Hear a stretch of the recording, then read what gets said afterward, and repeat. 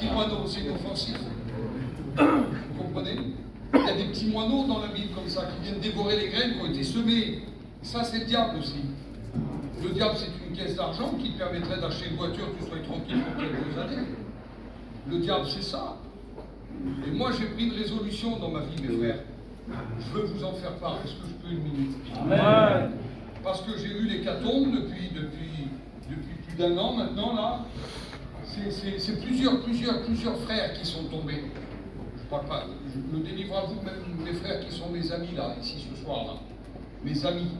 Je ne parle pas des chrétiens, je parle de mes amis. Toi qui es venu, tu n'appartiens pas encore au Seigneur. Je voudrais dire quelque chose. Il y a des hommes qui sont tombés chez nous. Ils sont tombés. Ils sont tombés. Ils ont abandonné la foi, ils sont retournés en arrière, semblables à des chiens. Retournés en arrière. Et moi, j'ai vu plusieurs de mes amis tomber comme ça. Alors j'ai pris une résolution. Je vous en fais pas. Une solution pour moi. Vous pouvez prendre pour vous aussi. J'ai mis une grande balance devant moi. Une balance immense. Avec 2 plateaux. Dans le plateau qui se trouve ici, là, j'ai mis tout ce que j'aime. Donc j'ai mis ma femme dedans, j'ai mis mes enfants, j'ai mis mes petits-enfants, j'ai mis ma famille, j'ai mis ma mission, j'ai mis mes frères prédicateurs, j'ai mis mes frères anciens, j'ai mis mes frères qui sont là, mes frères anciens. Je vous ai mis dans cette balance-là, parce que c'est tout ce que j'aime, moi. C'est dans cette balance-là. Et puis, des fois, dans notre plateau, il vient se mettre quelque chose. Vous savez, cette brune-là, cette cigarette qui me fait tant de mal. J'ai mis aussi la blonde, cette bière aussi qui peut me faire du mal. J'ai mis aussi cet alcool, cette bouteille de vin, j'ai mis cette caisse d'argent. Elle est là dans la maison.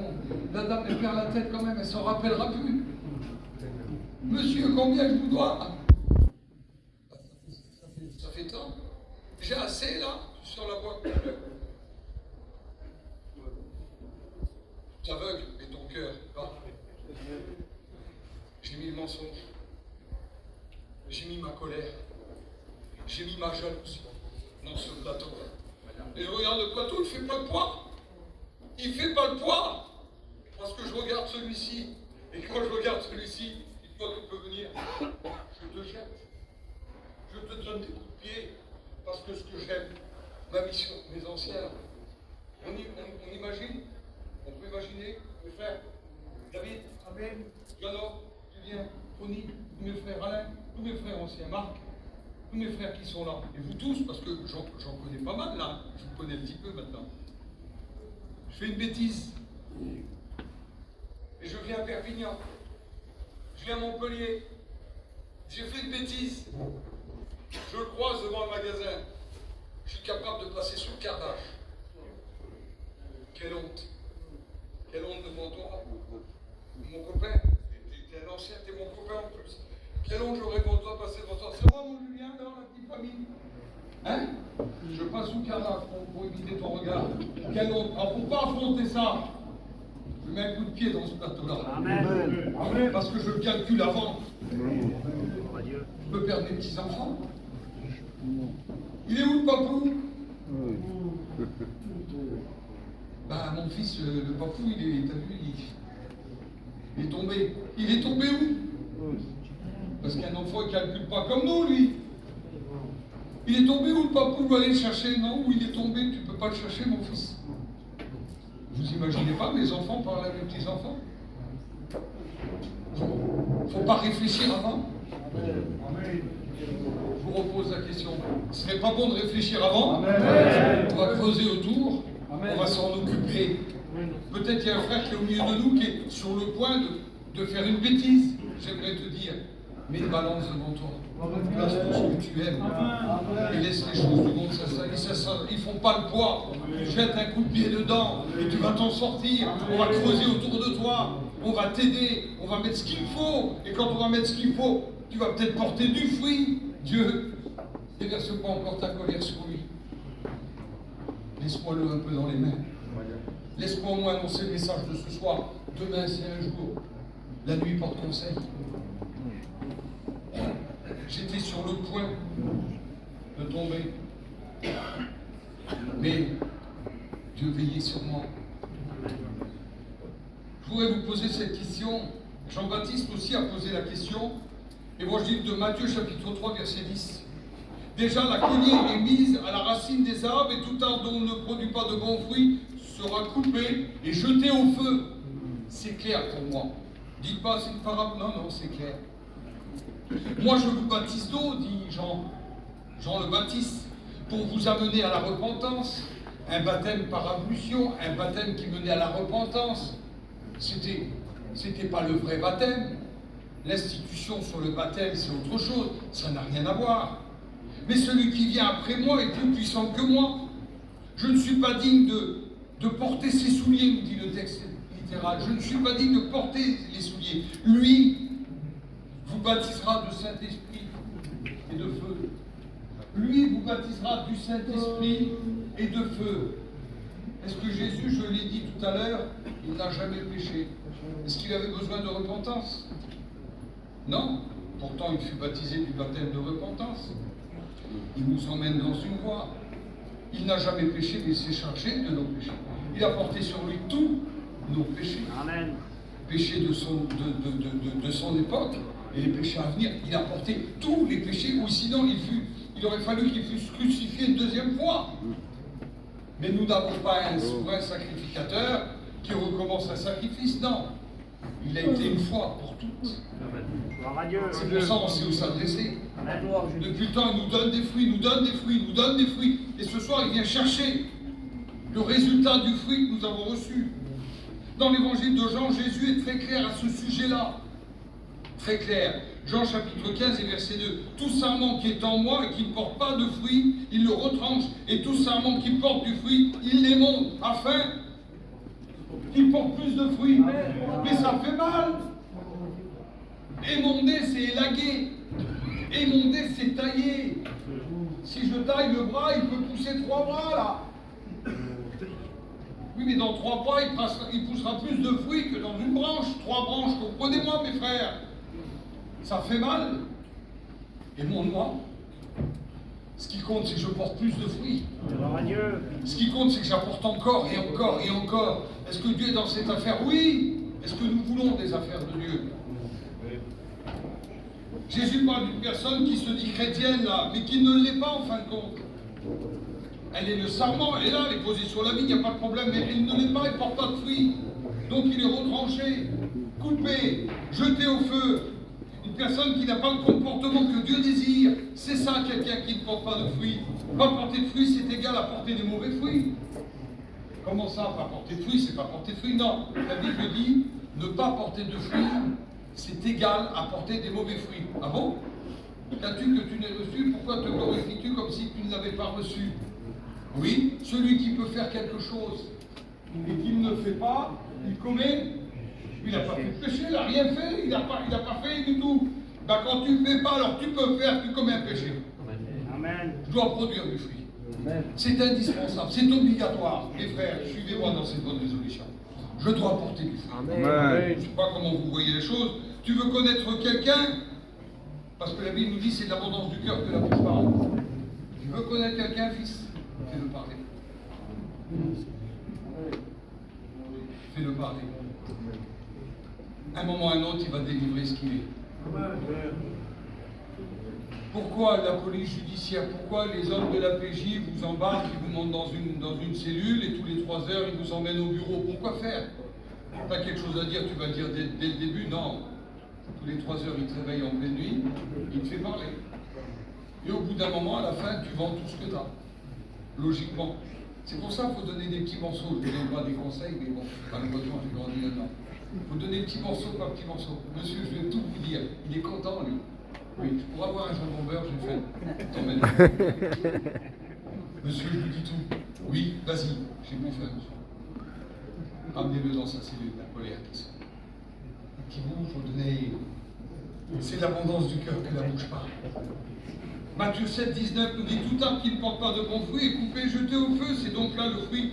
Alors, fruit que vous les reconnaîtrez. On reconnaît un arbre à son fruit. Un arbre l'hiver, vous ne savez pas trop bien, hormis d'être un spécialiste. Mais quand c'est le moment des fruits, fin août, septembre et octobre, vous reconnaissez tout arbre. S'il y a une pomme dessus, il ne faut pas sortir de Saint-Cyr pour savoir que c'est un pommier. Ah oui, toi tu réagis de la même manière.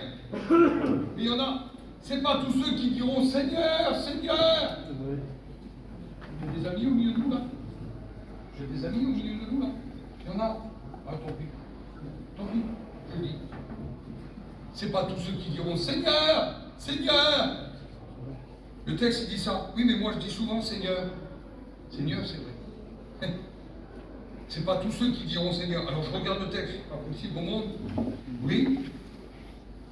C'est l'abondance du cœur, oui.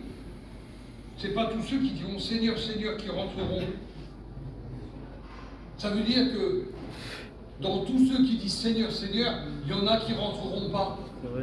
Mais quand on soit rendu à Dieu, il y en a qui rentreront. Ah, merci Seigneur. Seigneur, j'avais raison. Alors je continue à dire Seigneur. Mais non seulement je dis Seigneur parce que je connais son nom, mais je dis Seigneur parce qu'il est en moi. Amen. Vous comprenez? Quand le Seigneur sera en vous, le diable fuira loin de vous.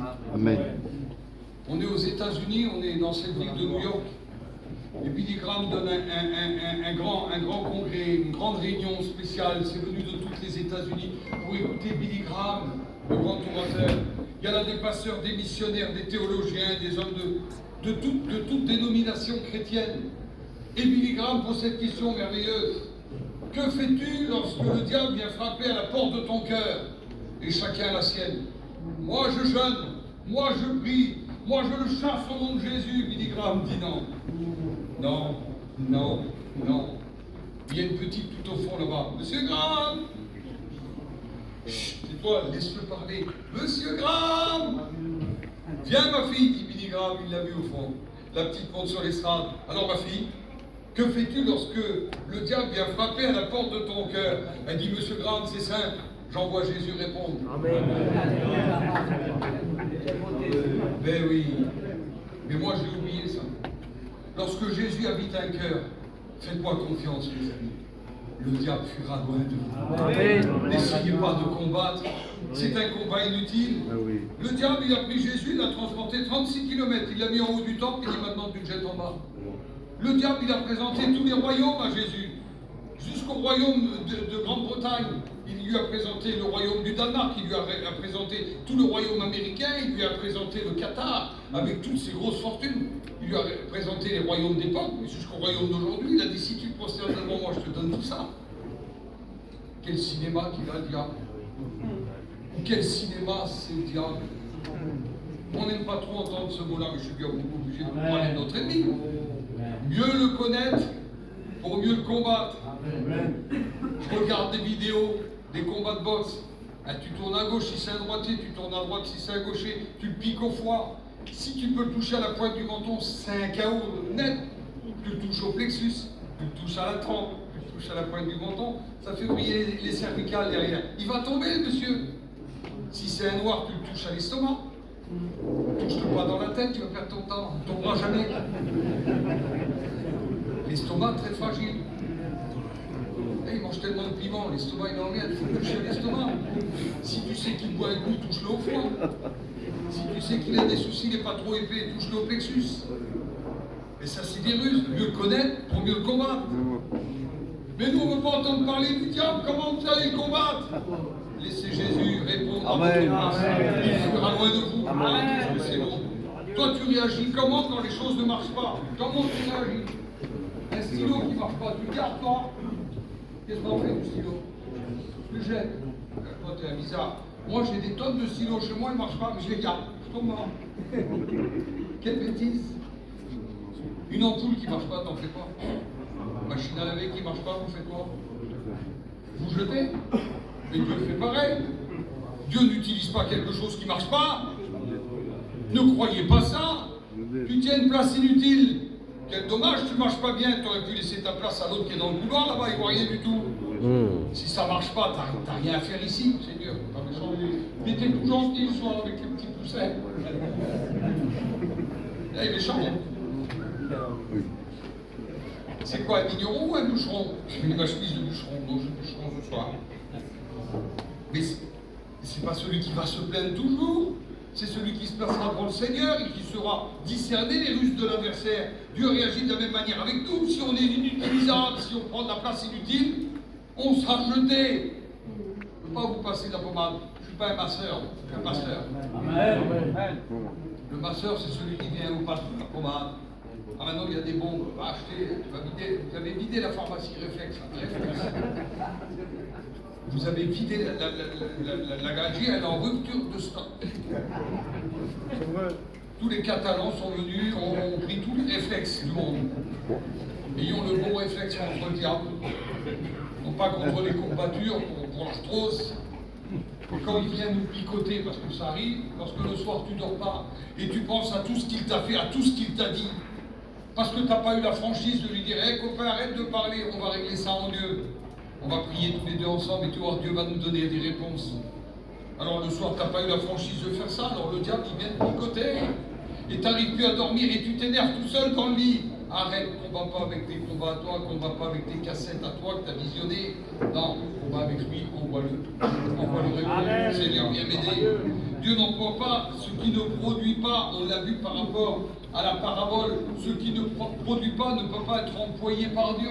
C'est pas possible. Je vous le demande, mes frères, soyez productifs. Ça fait 2 jours que tu nous parles de ça. Prenez le peuple d'Israël. Le peuple d'Israël a été délivré de 430 ans d'esclavage en Égypte. La parabole de Luc 13 a une application. Les jeunes, vous savez ce que c'est une application? Eh bien, la parabole de Luc 13 a une application pour tous les hommes. Le figuier, c'est le symbole de la nation d'Israël, tout le monde le sait. Mais dans le livre de Osée, chapitre 9 et verset 10, écoutez ce qu'il est dit. J'ai trouvé Israël comme des raisins dans le désert. J'ai vu vos pères comme les premiers fruits d'un figuier. Mais ils sont allés vers Baal-Péor, l'image du péché. Ils se sont consacrés à l'infâme idole. Ils sont devenus abominables comme l'objet de leur amour. Ils avaient l'amour pour les choses qui sont contre Dieu. Ils sont devenus abominables. Vous comprenez ce que ça veut dire ce soir, le mot abominable? Abominable. Ce peuple entré dans la vigne de Dieu a traversé de longues histoires de combat contre la volonté de Dieu. Il n'était plus productif. Cette fiancée, cette épouse, n'était plus productrice. Il a fallu que Dieu s'en cherche une autre. Et gloire soit rendue à Dieu. Il a plu à Dieu de se faire connaître à nous. Amen. Par des fruits de l'évangile. Des fruits dont nous n'aurons pas à rougir plus tard. Des fruits que nous nous nourrissons, que nous prenons. Le peuple planté dans une vigne, c'était un peuple bizarre. Ils étaient retournés en arrière. Imaginez-vous, ils étaient retournés à la loi de Mosaïque, à la loi de Moïse. Ils étaient en train de connaître les bienfaits de la grâce, mais c'était plus fort qu'eux. Ils regardaient en arrière, comme si les fruits sont meilleurs chez les autres. Les prophètes n'ont rien pu faire. On l'a vu hier. Dieu a envoyé des prophètes pour parler, mais il les a tués, du premier jusqu'au dernier, de Moïse jusqu'à Jésus. Alors les prophètes n'ont rien pu faire, ni les juges d'ailleurs, ni les sacrificateurs. Personne n'a rien pu faire à cette situation, ni les rois face à l'endurcissement des cœurs. Je voudrais vous dire ça. Il y a des arbres qui produisent des fruits qui nous font mal. Vous avez déjà vu ça? Nous on était petits, on chopait des petits buissons, des petits arbres comme ça. Il y avait des petits arbres dessus orange comme ça. C'était du poil à gratter. On en mettait dans le cou de tout le monde pour choper. Même la maîtresse d'école y a passé chez moi. J'étais tout petit, j'avais déjà le vice, j'étais vicieux. La maîtresse était assise, regardez voir un petit peu l'idée, je vous raconte ça, voilà, je ne sais pas pourquoi vous voulez, mais je vous dis quand même. Madame, je peux essuyer le tableau? La maîtresse sur moi. Elle était étonnée que moi je veux essuyer le tableau. C'était pour passer derrière et mettre du poil à gratter. Vous n'imaginez pas le vice. Il y a des arbres qui produisent en nous des irritations. Il y a des arbres qui produisent des fruits, si vous en mangez, vous allez avoir des nausées. Je m'excuse, il y a des frères avec qui on ne peut pas parler. Ils produisent des irritations. Ils se disent frères, mais ils sont là pour nous donner des nausées. Excusez-moi du mot, je ne me sens pas bien. Ce frère-là, quand il parle, il me touche ici, là. J'ai envie d'étouffer, j'arrive pas à avaler ma salive. Mérite. Il mérite. Dieu nous appelle à être des hommes de paix. Un homme qui est rempli de la paix de Dieu, c'est autre chose. Il y a des arbres qui produisent de l'hypertension, des irritations, des allergies. Il y a des gens avec qui je suis allergique, moi. Ils viennent, ça me gratte partout. J'ai envie de faire un jour. C'est pour expulser ce qui ne va pas chez moi. C'est pas possible. Et le message est solennel. Dieu nous donne un message. Est-ce que vous en êtes conscient ce soir?